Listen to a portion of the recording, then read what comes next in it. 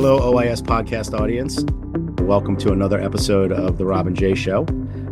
For those of you who don't know me, my name is Rob Rothman. I am a practicing glaucoma specialist in New York. I still spend about 50% of my time managing referral glaucoma and complicated cataract cases.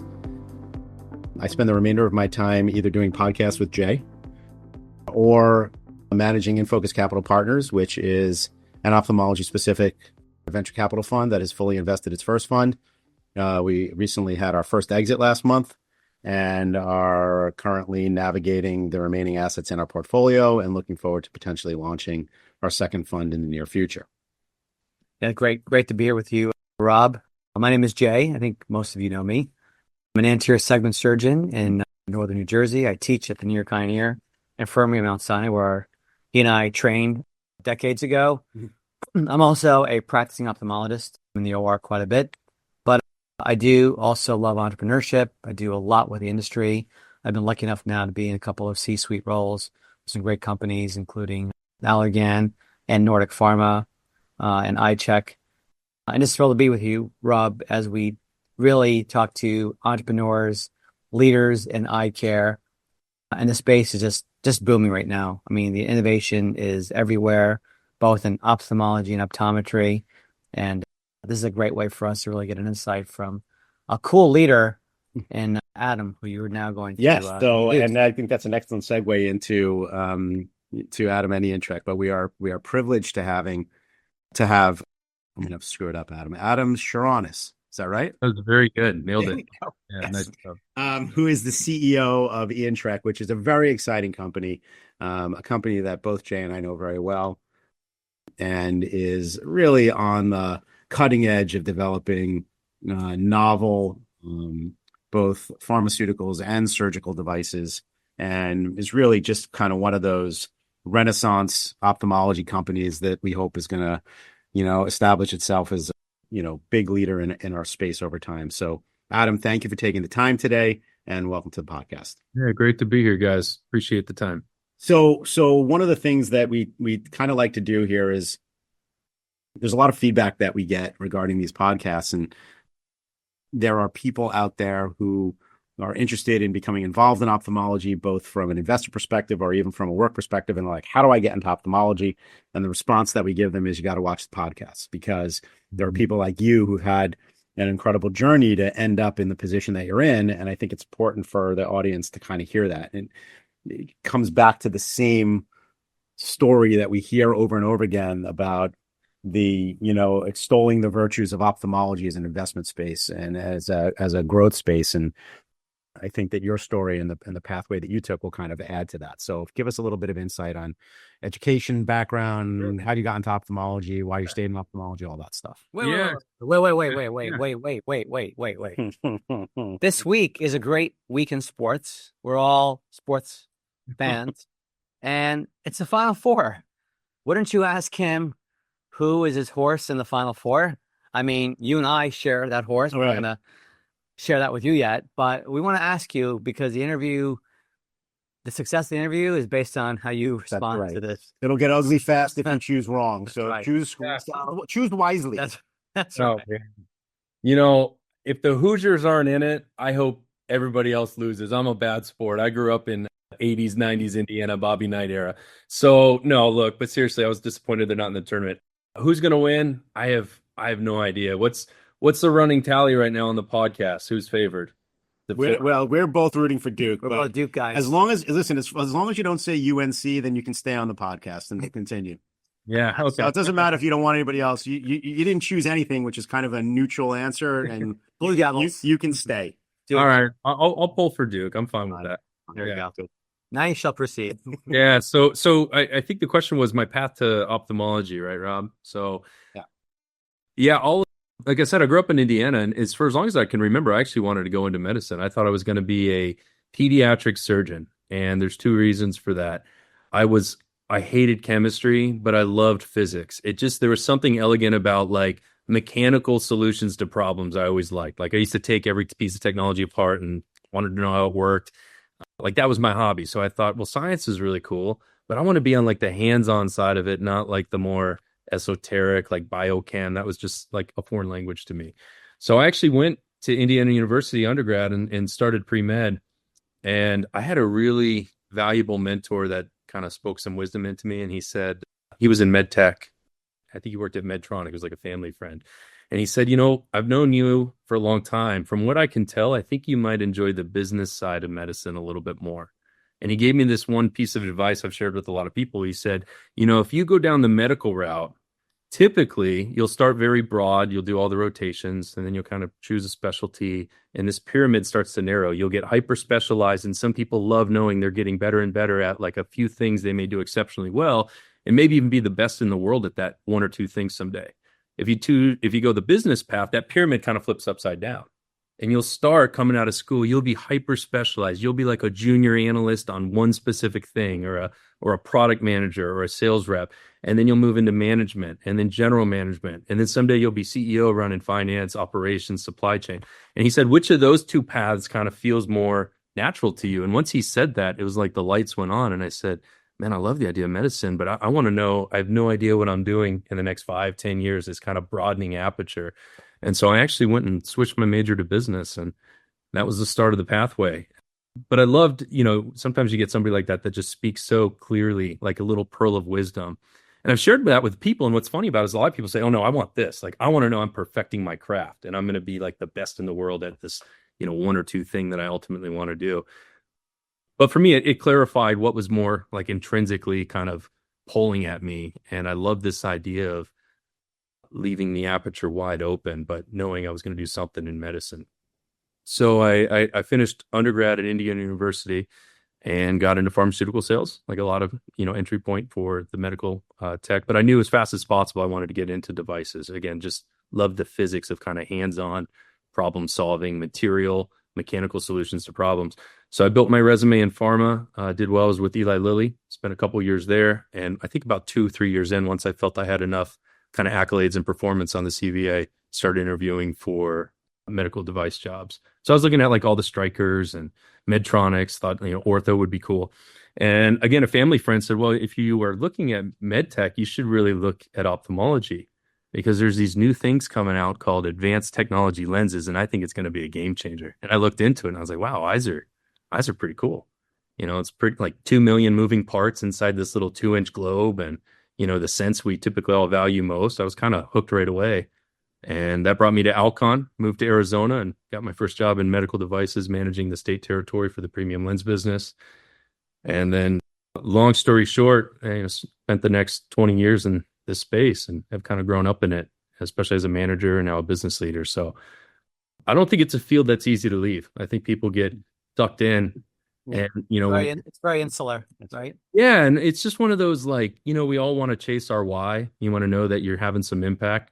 And at the end of the day, when the head hits the pillow and you're doing something to try and preserve or advance sight for patients, or how physicians, address those issues, that's pretty tangible, kind of why behind it. It'd be difficult to be like, I think I'm going to get into like, international banking or something else. It's just like, no, I'm here. Like, this is it. Let's go. So it's been a great ride. I love the specialty. I don't, leave all doors open, but I don't have any desire to go into another specialty of medicine. I think there's so much opportunity, and love the friends and the relationship I built in this space now. So planning to stick around and do this as long as I can. Funny, I was a Jewish boy growing up on Long Island. My mother said, "You're going to be a doctor," and that was kind of it. Like, I didn't even have. You're going to be a doctor. And I was like, all right, I'll be a doctor. I guess that's how it worked. But I think your family friend gave you some pretty good advice. I mean, I think you're lucky that you had that, somebody giving you their wisdom at a young age, because, Jay and I probably didn't have any thoughts of doing anything other than taking care of patients for the first, I don't know. I had Indian parents, of course. Yeah. I know Indian, but I'm Indian. And my parents said, you're a doctor. I'm like, I'm a doctor? What's funny is whatever. I was a doctor. So there's a lot of pressure to be a doctor. I was a third generation salesman, so it's almost the same thing. But in my family, it was like, if you don't have a really clear path, you're going into sales. My grandson, my dad both did that as well. But I mean, it's a point that comes up a lot, is that, Jay and I have, intersecting career paths. Jay's been, more successful on the corporate side. I started more on the investment side, and we keep intersecting with our paths. But there aren't a lot of people, I don't think, that are clinically, active who take this route of trying to broaden the impact of what they do inside of their field, right? In med school, we got bored all the time. Yeah. 5 days a week of med school stuff, we got bored. Yeah, we went to school together, so that's kind of how we know. You knew each other in med school. I didn't know that. Yeah. Undergrad. We were both Yeah. Now all the way back. Now we're 25, so That's right. 7 years together. We're not Siamese twins. Thank but God we are for close. preventive medicine. So the point, lends well to your side of it, which is that once you're in ophthalmology, you kind of don't want to, do anything else, right? It's an innovative space. It's collaborative space.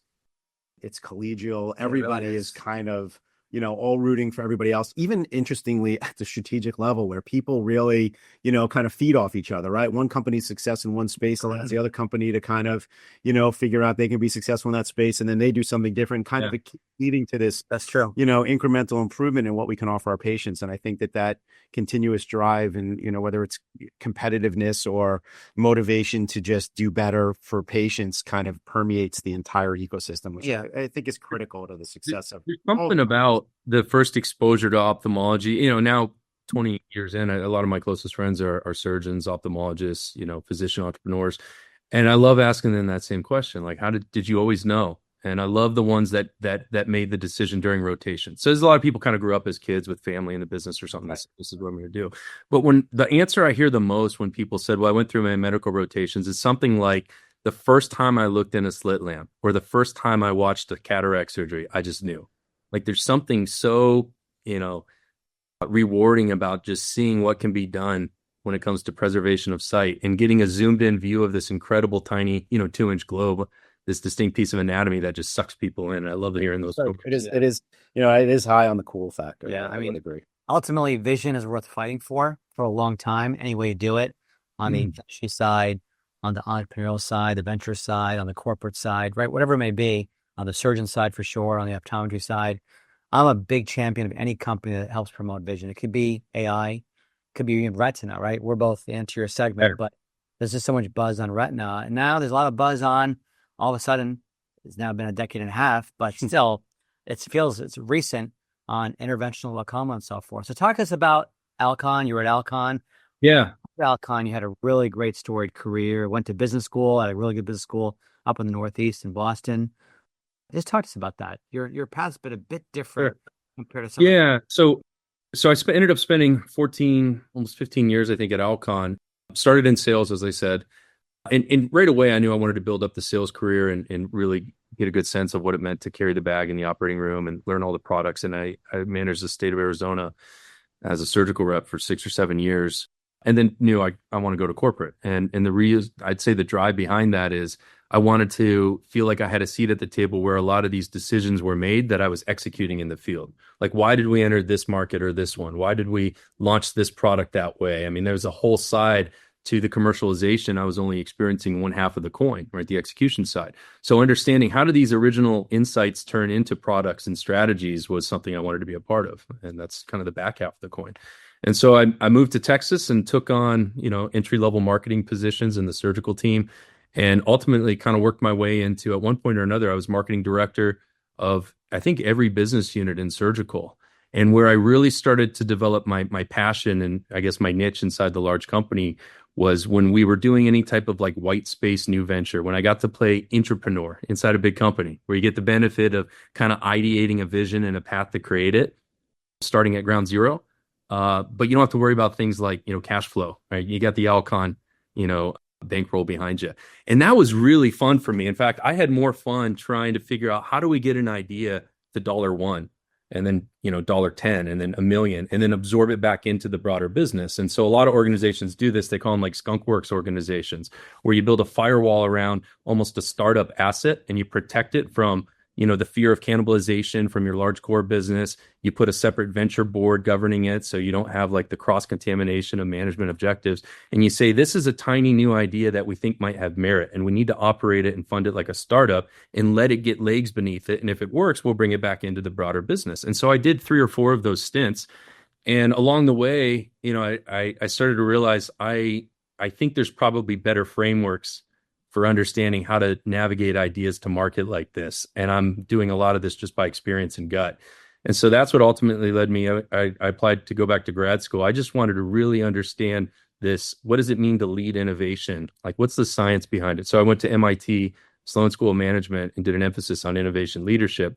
And that was fantastic. I mean, I spent 2 years there just really understanding what are the wins and failures and how do you view those through like objective frameworks and lenses, and help me like get a language behind, if something worked, do I know why it worked? If it didn't work, do I know why it worked? What's the learning behind it?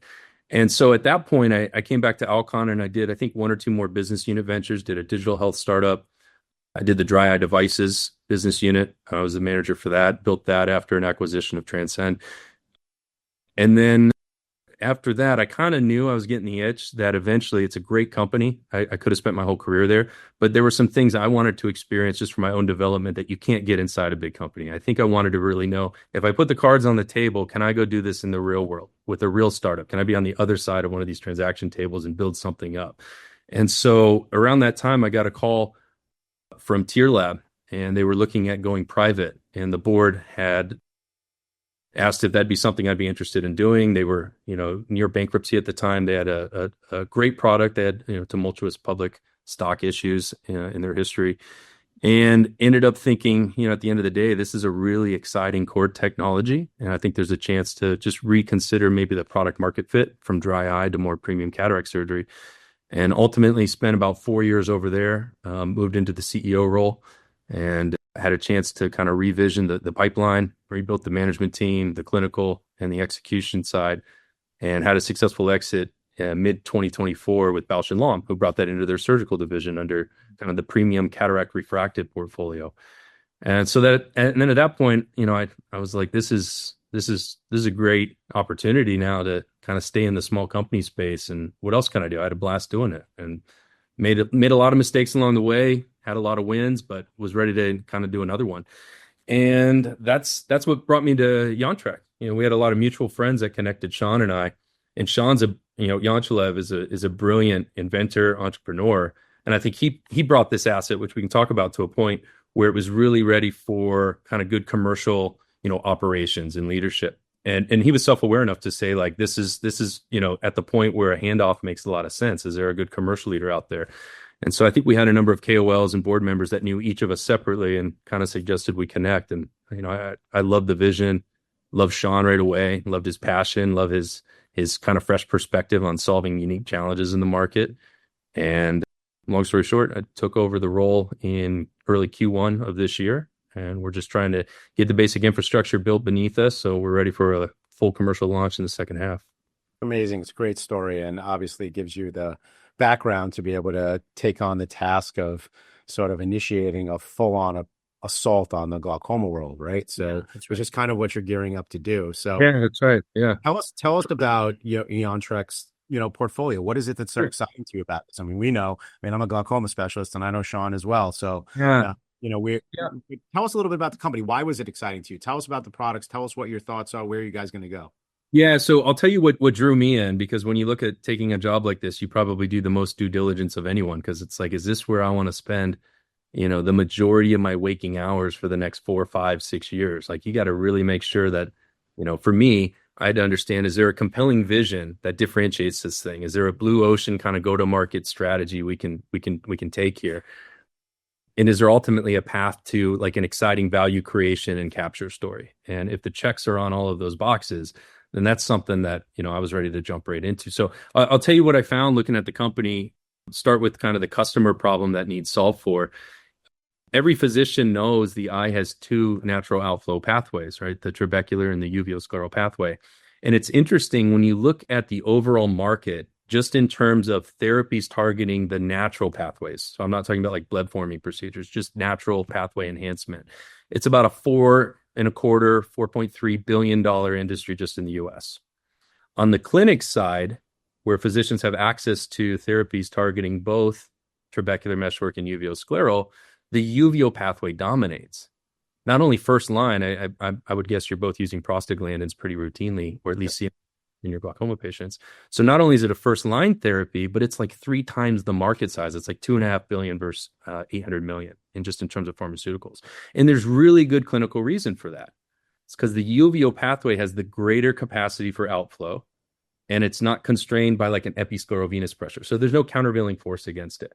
So it's almost like the market has said for years, hey, if both are available to us, we're definitely going to try and target and enhance the uveoscleral pathway. Maybe both, but that's a very valuable pathway, the market has said now. But when that same surgeon walks through the operating room doors, the story is totally different. 100% of the dollars spent in glaucoma, interventional glaucoma today, between those two pathways is trabecular. There's no ability to enhance this high capacity outflow, pressure independent pathway called the uveoscleral. And that, just as a marketer, is such, like, there's so many questions there. Like, why is this such a significant unmet need? I mean, this is like textbook. Everybody clinically believes in this thing. They use it 3x when given the options. They walk through the OR and you've got, 13, 14 different products all competing for only one of the two pathways. So there's so many, and I was new to glaucoma. So this just, my mind was, ablaze with questions trying to figure out why is this? Like, what's going on? I know there's some history, we can talk about CyPass and things like that. But speaking to glaucoma surgeons, it confirmed that everybody clinically believes in a pathway. They believe in prostaglandins, and they crowd a lot of technologies into one of only two pathways. And these aren't competing pathways; they're complementary. It's not like if you enhance the trabecular meshwork and you use that real estate, you can't then enhance the uveo. In fact, surgeons, I think, prefer to stay in the angle. They'd love to have access to both and delay the eventual, blebs and trabs and tubes and things like that. So just as a market opportunity, this was really appealing. And then you start asking the questions, well, others have certainly seen this. I can't be the first guy that's ever thought, why aren't we getting into both pathways, right? That'd be ignorant. So then you get into history and say, well, a great technology like CyPass tried to do that, and it showed tremendous efficacy. A lot of surgeons were really upset when they lost that ability to enhance the pathway with them. Yeah, answers. I hear that all the time. So the issue wasn't, is it efficacious? We know it is. Prostaglandins work great. That's a great pathway to enhance for glaucoma patients, and it keeps surgeons in the angle. Problem with safety. And you dive deeper and you say, well, tell me more about the safety. What does that really mean? In the word I heard over and over, which was interesting to me, came down to rigidity. And surgeons would say, well, ultimately, it had to do with the rigidity of a device sitting in the AC, where the profile of that material was fundamentally different than the tissue it was embedded in. Okay, so now we're getting somewhere, right? Let's understand that root problem and what could we do differently and how do we address that? And this is, I think, the brilliance that Sean Yanchalev had, the founder of CyPass, the overly, romanticized version of the history. I imagine he's sitting around one day and he basically has this insight where he says, well, I wonder what would happen if I just built the implant out of the same material I'm going to implant it in that's already inside the eye. So there's no rigidity difference in the profiles. I don't need to leave it hanging out in the anterior chamber, can keep it completely flush. And this is where this idea was birthed for bio-interventional medicine. So interventional medicine is a really hot topic right now across all fields. I mean, interventional cardiology, radiology, interventional glaucoma. But the idea of taking a bio-interventional approach is a really unique idea, where basically you're saying we'll introduce no foreign body into the equation. We're not going to put anything in the eye that's not already there. In fact, it's going to be homologous tissue. It's going to be made out of the same thing that we're about to put it in. And when you do that, and this is the birth of IanTrek's product AloeFlow, you create biospacers or stents or implants that perfectly conform to the tissue it's embedded in a high turbulent area of the eye. So there's no movement, there's no wiggling of the device, and it's completely AC clear. There's nothing that hangs into the chamber. So that was really appealing to me. Again, kind of the commercial strategist saying we've got a unique problem to solve for. We've got a really good thesis about why prior attempts on this had failed. It wasn't an issue of lack of will. It was a material science challenge.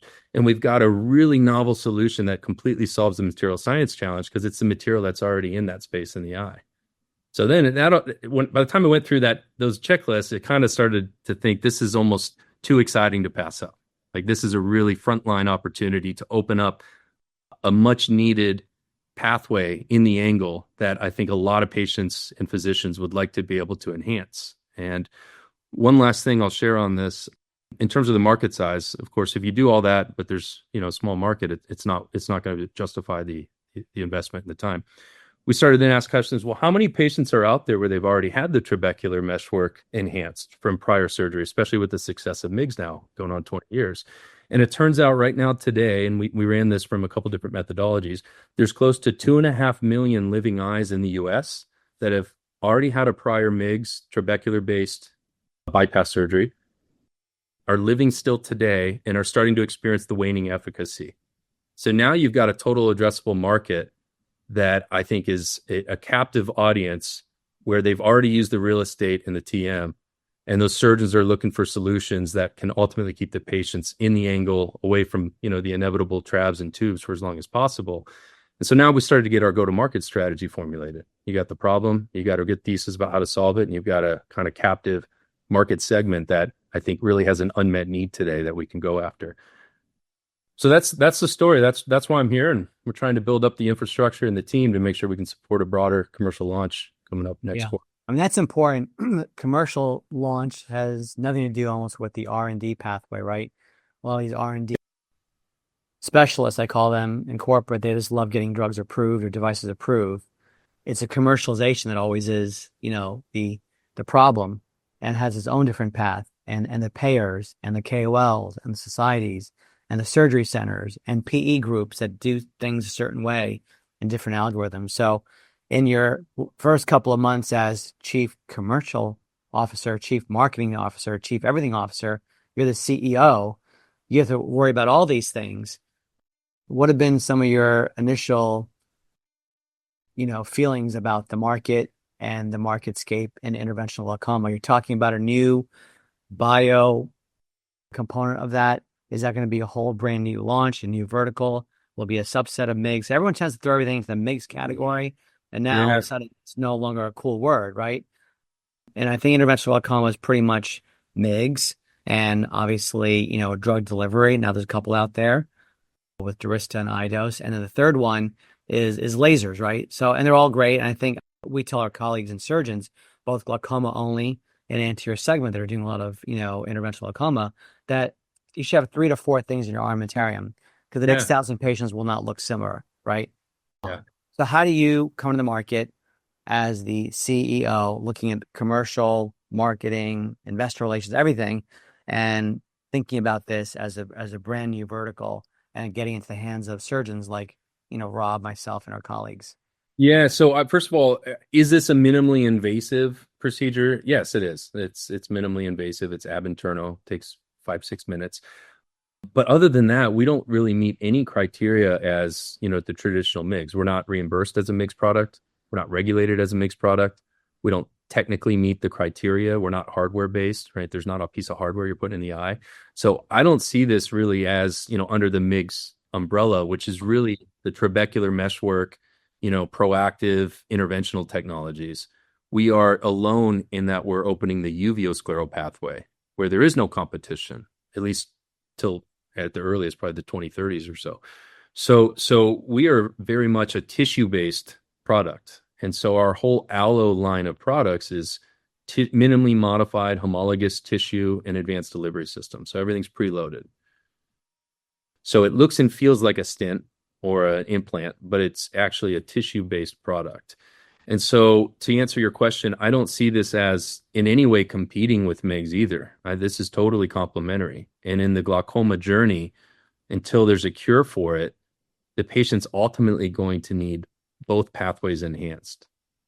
And today they enhance one pathway, and then they start that long, lonely journey toward bleb-forming procedures because they say, well, I've already targeted the TM. Some surgeons I talk to will say, well, I might do a secondary or a tertiary TM procedure, but they'll also acknowledge, but I've already used that real estate. It's diminishing returns. So you might do a diminished return surgery in the same location, the same pathway, or you might start increasing the meds again. Those are the typical solutions because nobody wants to rush into the trab and tube. But now to be able to go to that patient and that physician and say, look, only half the pathways in the angle are opened. You got a whole other virgin pathway you can now tap in a minimally invasive procedure with its own reimbursement and a really good safety profile that addresses the prior concerns some physicians might have from, other attempts in this space. I think that's a really compelling story and win for providers and patients alike. So that in a nutshell is how I'm thinking about entering this space, is a very complementary position. We don't need to compete with, the dozen or so, traditional MIGS products. I'm more focused on after you've used that and the patient's getting the waning efficacy, what do you do now? There's more than enough opportunity and problems to solve for in that particular patient type.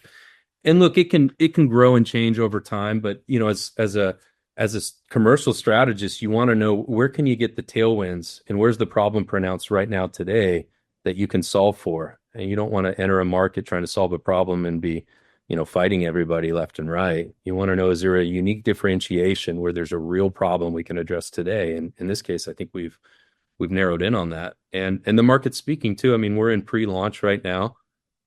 This month we'll hit our 2000th real world case, and almost 60% of those organically, we didn't have a sales and marketing, push for this. Organically, 60% of those implants are coming from standalone procedures, where very often it's a glaucoma specialist or an anterior segment specialist who said, no, this was a great solve for a patient where I did MIGS on them 3-4 years ago, and we were starting to creep up on the pressures. And I thought, hey, I can go in and open up the second pathway now. This is great. And so the market's kind of already told us as well, this is where we value this thing. And now we just got to make sure we can articulate that story and put the supporting, evidence behind it, and get a sales and marketing team trained to help customers, win that patient pathway and win that patient type there. Yeah, I mean, in the past, it's kind of funny, so I was an early adopter of CyPass, loving the concept. For the majority of the ophthalmology population, the word suprachoroidal is usually associated with the word hemorrhage afterwards. Right. So usually you say suprachoroidal means hemorrhage and blindness, and people get very scared about being in that space. And then after we did the first few CyPass cases, it was like, wow, this is really working. This is great. And, that was a design flaw and something that you've clearly addressed with your approach towards accessing the suprachoroidal space.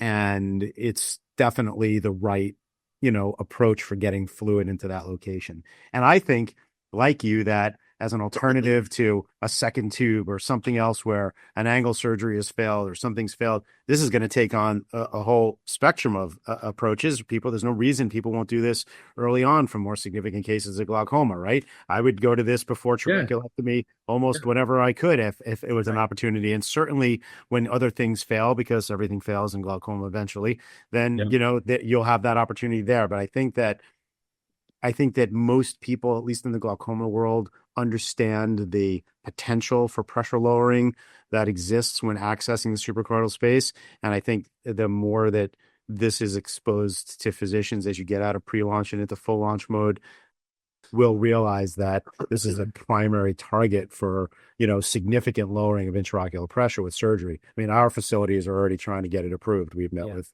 Rico from your company. We're working on it. We're working on it and getting it all through because, we're a big glaucoma practice, lots of glaucoma specialists in, CLI in New York. And there's, 18 of us or 17 of us that operate at the same facility. And we're like, we need this, we need to be able to access this because better stuff to lower pressure significantly without the resistance that you discussed before. Blood formation, scarring, episcleral venous pressure, all those things. You don't have to deal with that here. So it's funny. I heard two things over and over again from glaucoma surgeons, which, I 20 years in ophthalmology. This is my first, role in glaucoma. I've been in every other specialty: refractive, cataract, diagnostics, retina. But there's a common thread here over and over again from glaucoma surgeons. It's that we want to really do two things. We want to buy time and we want to preserve real estate. That's right. But we're really hitting on both of those. We're allowing you to buy time. If you can open up the second pathway, and they love operating in the angle. Most glaucoma surgeons aren't excited to get to the last resort case. They want to preserve the angle, maximize the pathways there. So we keep you in the angle. We open up a second pathway that was previously untapped to you, potentially buying years of additional quality of life and medication, reductions and sustained IOP reduction for the patients. And it preserves the real estate. It doesn't stop you from doing anything else you might do. It just means you might have to do it, years later rather than starting sooner, which is a great win. So we're really excited. I think we've tapped into a truly unique opportunity, and we've got a really compelling problem to solve for a patient type that doesn't have a lot of options today. Like you said, Jay, other tools in the toolbox is always something good for surgeons. And once as a glaucoma surgeon that you now have access to both pathways, you can't unknow that. So I think there's going to be, and we're already seeing this, a lot of demand coming in saying, I've got these patients, I got to get this into my facility. And so that's a commercial leader's dream to see that demand is real. And now we're just trying to make sure we can build the right teams to support it. Yeah. Now, we don't have a lot of time left, but there are other products, right? There are other things in this space. Do you want to take a couple of minutes just like talking about future for you guys? I mean, I know you're in the middle of launching a product, but you technically could launch 2 products, right? I mean, you have, so, give us just a little insight into the company. Sure. So like if you go to our company website or talk to one of our sales reps, not everything in our portfolio is bio-interventional. We also have some good core, I'd call it like core business, interventional glaucoma. We have the C-Rex device, which is a circumferential, it's kind of a premium goniotomy device. So it allows you to go in and do your goniotomy. That's really slick. And I think that it straddles this unique space between the current goniotomy offerings and something like a canaloplasty. So it's kind of got the look and feel of a hybrid between those two. And we're getting a lot of good feedback on that. But on the bio-interventional side, we've got a rich pipeline ahead. We just completed last month down in Panama, first in human implants for our next generation bio-interventional implant. So if you think about it, if you've got now a preloaded advanced delivery system, you can microprocess and tree-fine interventional glaucoma products out of tissue. There's really a lot of applications for something like that. Right. And so we'll probably share more about it near the end of the year on where we're going next with that. But I think anything that can benefit from an improved safety profile, natural homologous tissue, no foreign body in the eye, we're looking at it. And I think we're going to be hopefully solving a lot of unique challenges in the years ahead with that portfolio. Well, anyone that helps our patients is a friend of ours. Yeah. We still see patients, and glaucoma for sure is a big disease, and it definitely is something that the world needs to do a better job with. Detection. I think polypharmacy in general is probably in life support. I still think we're going to need at least maybe one medication.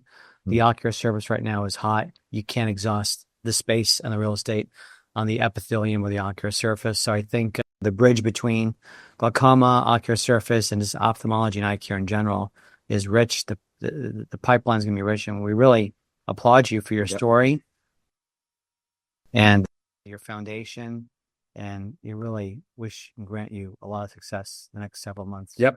That's great. Yeah, I mean, Adam, no joke. I mean, a lot of people out there are really pushing for the company to have big success here. I mean, everybody loves Sean and everybody loves you. And I think that you guys are a great, team to lead this business forward. And I think that the approach that you have towards, solving some of the problems with surgical glaucoma is kind of unique. And we're looking forward to seeing these things hit the clinic and get into our hands and watching you guys continue to innovate on our behalf. So thank you guys. It means a lot. It's a great team, great technology. I'm just honored to be a part of this. So appreciate the time to share a little bit about it today. Yep. So Adam Szaronos from IanTrek, thank you for your time today. Great having you on the podcast, and we're looking forward to great things from you coming up. So thanks again. Take care. Take care. In LA.